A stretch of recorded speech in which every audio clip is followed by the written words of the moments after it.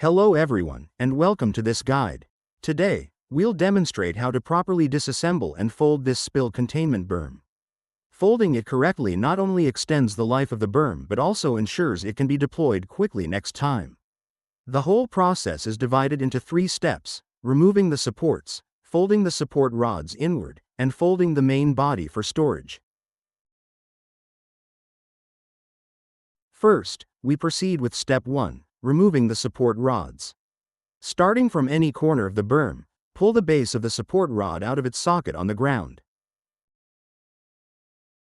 Step 2, folding the support rods. When folding, make sure each section of the rod is fully collapsed. This minimizes its volume for storage. The final step is folding the main body of the berm.